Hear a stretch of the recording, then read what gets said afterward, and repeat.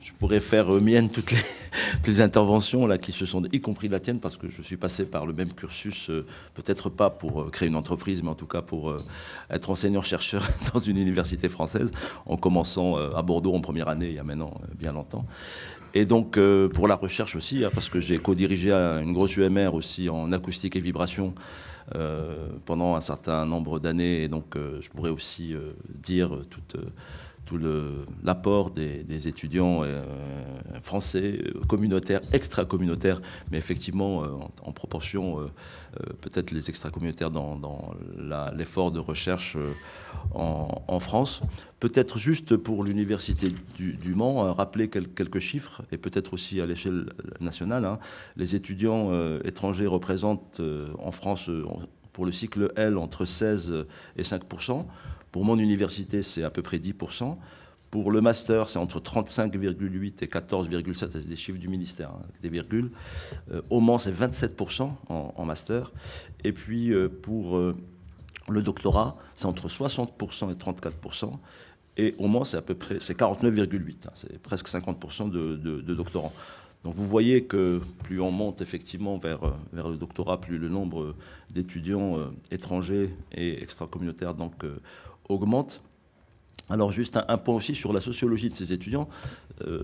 C'est vrai que la gratuité ou on va dire les frais d'inscription peu onéreux en France sont effectivement un des éléments qui poussent les étudiants qui viennent la plupart du temps de milieux modestes ou classe moyenne. Hein, c'est franchement pas des gens qui sont fortunés, donc ils viennent parce que effectivement l'offre de formation en France est de qualité, malgré ce qu'on peut en dire. Hein, les activités de recherche également. On n'est peut-être pas beaucoup à être dans Shanghai et je pense que c'est une belle mascarade. Mais en tous les cas, la qualité des travaux de recherche, vous pouvez les constater tous les jours sur l'innovation qui en découle. Et donc les étudiants viennent aussi pour cela, que ce soit d'ailleurs en sciences dures, puisque mon collègue de Poitiers a rappelé sur une discipline assez à la mode en ce moment, l'intelligence artificielle de l'informatique, mais on peut le dire aussi en physique des hautes énergies ou autres.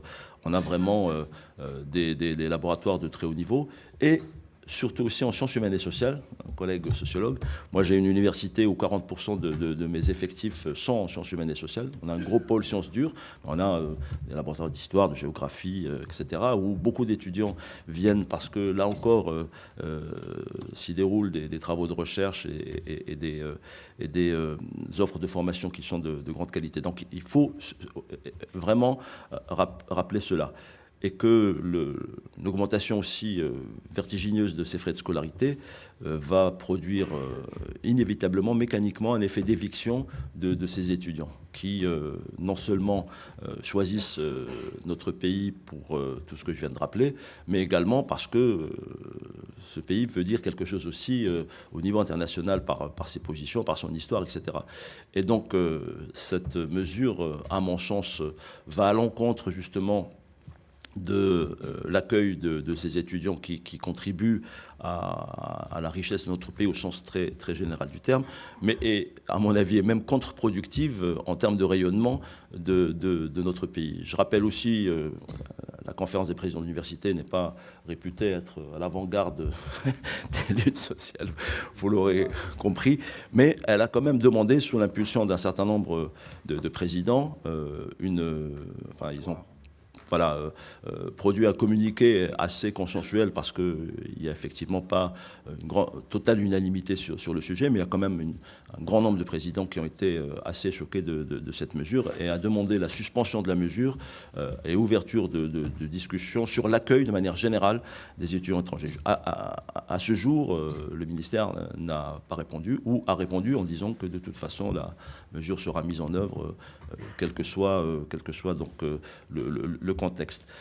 À l'intérieur de la CPU, c'est pas j'allais dire, une conférence qui est homogène. Hein, il y a différentes universités. Il y a un groupe qui s'appelle l'OREF, l'Alliance des universités de recherche et de formation, qui regroupe une quarantaine d'établissements de la taille de celle du Mans, mais pas que. Hein, Poitiers, Caen, Valenciennes, Rennes 2. Beaucoup d'universités de sciences humaines et sociales, mais multisites sur le territoire.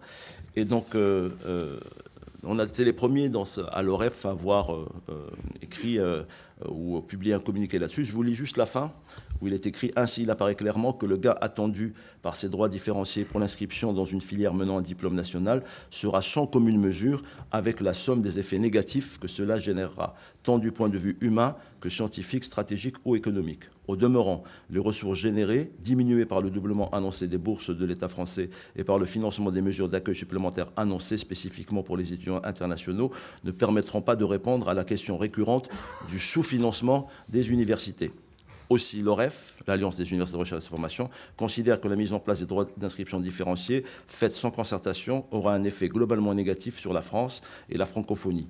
En tout état de cause, cela n'évitera pas le débat nécessaire sur la stratégie générale de l'État en ce qui concerne l'avenir et le financement de l'enseignement supérieur et de la recherche publique dans un cadre constitutionnel qui réaffirme sa gratuité. Et là, je voudrais juste rebondir sur ce que disait Anne-Lise tout à l'heure, parce qu'on va rentrer dans une phase, effectivement, certainement de lutte, parce que c'est quand même important que de dénoncer cette mesure, mais la manière dont ce combat doit être engagé sera importante, et ce que disait Anne-Lise en réaffirmant que le bon slogan ou le bon angle d'attaque, c'est demander la gratuité pour tous, je pense que c'est cela qui est important, parce que on n'en parle pas beaucoup, mais on a un pays voisin qui s'appelle l'Allemagne, dont on vante le modèle régulièrement sur un certain nombre de domaines. Sauf celui-là, l'Allemagne, il se trouve qu'il y a quelques années, avait délégué aux Länder la gestion de l'enseignement supérieur. C'est toujours les Länder qui gèrent l'enseignement supérieur et la recherche. Et les Länder ont augmenté pour beaucoup les frais de scolarité des étudiants en faisant à peu près la même chose que la France, avec une différenciation pour les non-communautaires. Eh bien, ils ont eu un effet mécanique de perte de quasiment 30 ou 35% des étudiants. Alors l'Allemagne, c'est un pays où il n'y a pas la germanophonie. C'est pas facile quand même d'attirer des étudiants en Allemagne avec la barrière de la langue, contrairement à la France. Et donc, ils sont revenus sur cette mesure avec gratuité totale pour tout le monde. C'est-à-dire que les étudiants allemands payent pratiquement rien. À part la sécurité sociale, c'est vraiment très très symbolique ce qu'ils payent. Et, cerise sur le gâteau, l'Allemagne va certainement passer devant la France, parce qu'on nous l'a rappelé tout à l'heure, la France est quatrième derrière les États-Unis, l'Angleterre et l'Australie. L'Allemagne est juste derrière. Et avec un choix, il y a 4 ou 5 ans, de gratuité totale, leur courbe de croissance d'étudiants extra-communautaires ne cesse d'augmenter. Et je pense, d'après la dynamique qui est annoncée, que dans quelques temps, elle passera devant la France. Donc, le choix de faire payer les étudiants, je ne sais pas comment on peut d'ailleurs économiquement l'imaginer, sauf à le situer dans un contexte idéologique, ce qui a été rappelé tout à l'heure, ce qu'il faut toujours avoir présent à l'esprit, parce que je peux descendre à des analyses de chiffres, de ceci, de cela, mais une politique de tous les bords, de droite et de gauche et de je ne sais où, finit toujours par se révéler avec une idéologie derrière, et je pense que c'est à l'aune de cela aussi qu'il faut analyser ce problème.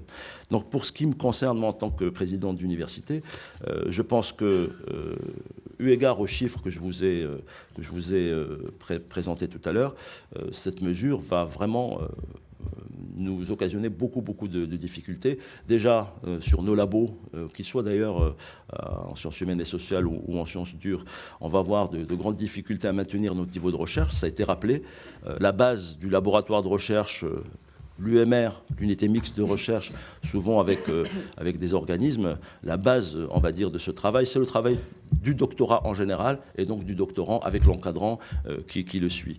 Et eu égard à la proportion des doctorants internationaux qui sont dans nos laboratoires, je pense que leur demander, surtout aux doctorants, hein, parce que je ne sais pas qui a rappelé la contradiction, où normalement l'université doit fournir un contrat doctoral, en tout cas des moyens de subsistance à des doctorants, leur demander de payer presque 4 000 € pour après les payer avec un contrat doctoral, c'est simplement, je ne sais pas comment interpréter cela. Mais en tous les cas, je pense que cette mesure ne peut qu'affaiblir effectivement nos universités. Je rappelle que le prof d'université Bien évidemment, c'est professionnalisé, c'est les liens avec les entreprises, et je pense que c'est très bien à travers des bourses CIFRE ou avec nos licences professionnelles, etc. Donc on fait vraiment ce travail-là, mais c'est surtout faire avancer les connaissances, parce que les connaissances que nous produisons sont les innovations de demain, et ça nous positionne bien évidemment économiquement dans les meilleures conditions. Et si on affaiblit cette capacité à produire des connaissances, à être à l'avant-garde d'un certain nombre de sujets, qu'ils soient d'ailleurs en intelligence artificielle ou en sociologie, parce que comprendre le monde qui nous entoure avec tout ce que vous observez, c'est quand même très important. Et ça affaiblira donc cet aspect-là, qui, de mon point de vue, est très très important. Donc j'attire vraiment votre attention sur cet aspect de contribution de ces doctorants, et ça a été beaucoup rappelé à la connaissance et au rayonnement de nos laboratoires, qui risquent beaucoup d'en pâtir. On parle du doctorat, mais d'où viennent nos doctorants? Ils viennent de nos masters. Donc si on a de moins en moins d'étudiants en master, parce que la proportion que je vous ai donnée, au moins c'est à peu près 37% d'étudiants en master qui sont internationaux. Et la plupart, je veux dire la quasi-totalité, ne viennent pas parce qu'on leur a demandé de payer une certaine somme et pour partir avec un diplôme, mais parce qu'ils veulent faire aménagement du territoire. On a une belle UMR de géographie sociale, d'ailleurs partagée avec l'Université d'Angers, dont beaucoup d'étudiants viennent de pays où le territoire est à aménager. Vous pouvez imaginer les grandes métropoles du tiers-monde ou des pays encore où les traitements des déchets sont importants. Donc ils viennent pour ces raisons-là. Et leur contribution est vraiment importante. Donc tarir ce flux d'étudiants de master va nécessairement, enfin mécaniquement là encore, affaiblir leur contribution à la recherche. Et de mon point de vue, c'est une chaîne qui va nous mettre dans des situations assez délicates. Un dernier point, on a parlé des entreprises. Il faut savoir, quelqu'un l'a rappelé, on avance souvent ce côté, j'allais dire, qui fait mouche chez certains publics des impôts. Oui, ces gens-là, ils viennent en master par exemple, ou même en première année, leurs parents ne sont pas là, ils ne sont pas payés d'impôts, donc il faudrait bien qu'ils contribuent, on va dire, à l'effort national, etc. Ce qu'il faut dire, c'est que beaucoup, c'est déjà, on va dire, une catégorie de migrants, comme tu disais, parce que c'est aussi des migrants, ces étudiants-là, d'un niveau intellectuel, au moins avec le bac, qui sont susceptibles de contribuer, là encore, à l'économie de notre pays. Et ce qu'il faut dire, c'est que si on rentre dans une comptabilité déplacée sur le rapport, c'est que la France n'a rien payé pour ni leur classe, ni l'école primaire, qui coûte quand même un peu d'argent, ni le lycée. Et beaucoup d'entre eux font de l'informatique, discipline sous grande tension. Moi, j'ai du mal à trouver un directeur des systèmes d'information dans mon université, eu égard surtout au salaire qu'on leur propose, mais surtout qu'il n'y en a pas beaucoup qui sont disponibles. Des informaticiens, des mécaniciens. J'ai des ateliers mécaniques où on a besoin de mécaniciens, on n'en trouve pas beaucoup. Et beaucoup de ces étudiants donc, sont dans ces filières-là et finissent effectivement par rester, parce que la France, on parle beaucoup de problèmes d'intégration, mais intègre quand même pas mal de ces étudiants, et finissent par contribuer à l'économie nationale. Donc tous ces aspects mis les uns à côté des autres montrent que ce choix est, de mon point de vue, extrêmement nocif à l'université française, nocif à la France en termes de rayonnement de l'image que ça peut donner, et nocif à son rayonnement à l'international. Et pour toutes ces raisons-là, je pense qu'il faut effectivement s'opposer de toutes ses forces à cette mesure qui avance un peu cachée, parce qu'on a parlé tout à l'heure de choix idéologiques, et des choix idéologiques qui doivent être posés. On parle d'un grand débat national.